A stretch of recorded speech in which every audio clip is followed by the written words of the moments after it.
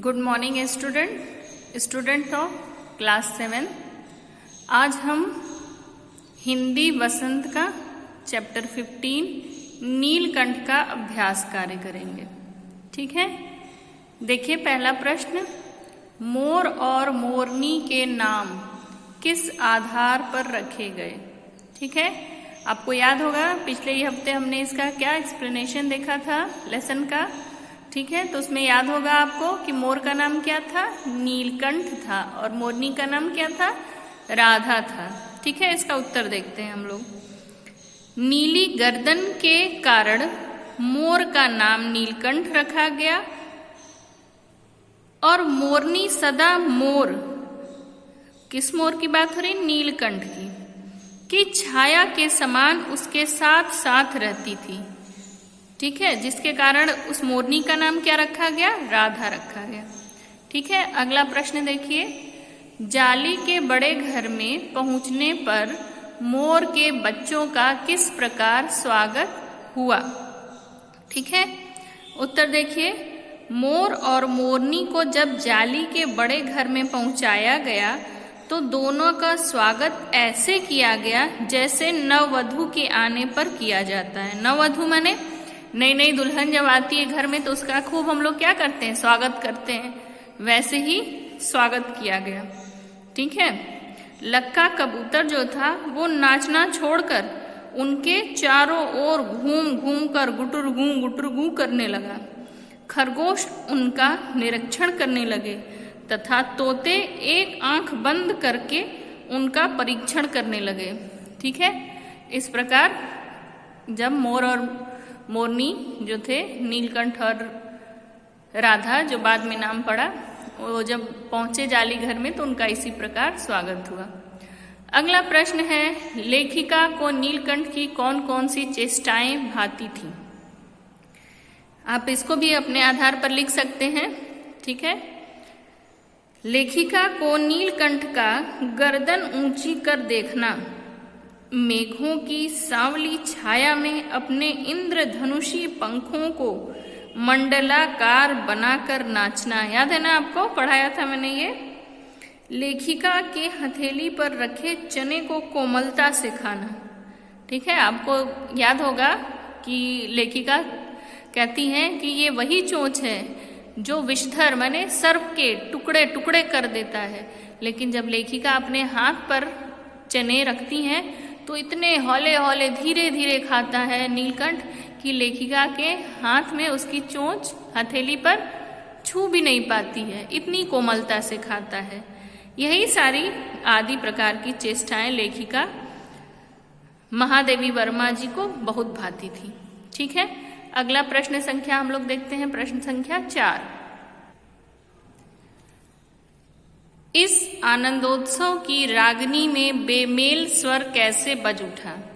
वाक्य किस घटना की ओर संकेत कर रहा है।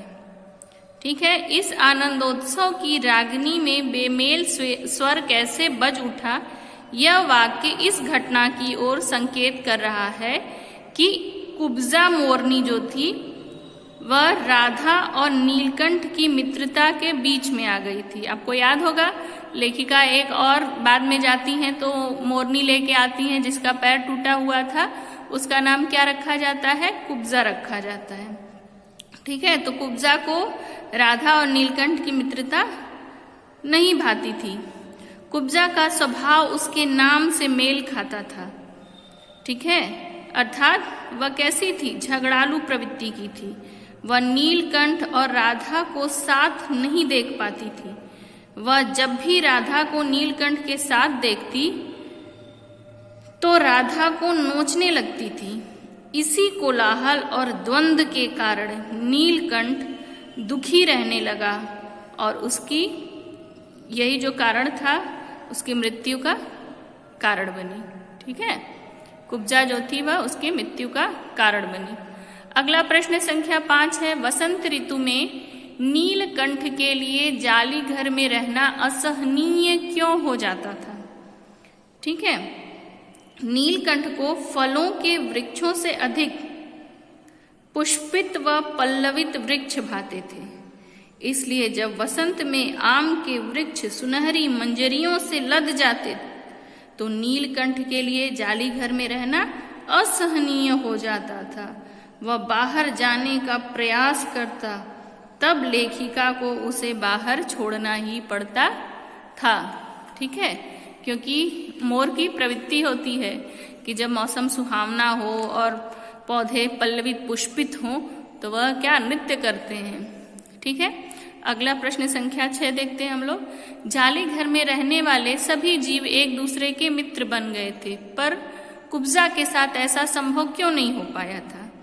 उत्तर देखिए, जाली घर में रहने वाले सभी जीव एक दूसरे से मिलजुल कर रहते थे। उनके अंदर क्या थी? एकता थी, एक दूसरे का ख्याल रखते थे, दूसरे के सुख दुख में काम आते थे। लेकिन कुब्जा जो थी उसका स्वभाव कैसा था? झगड़ालू था।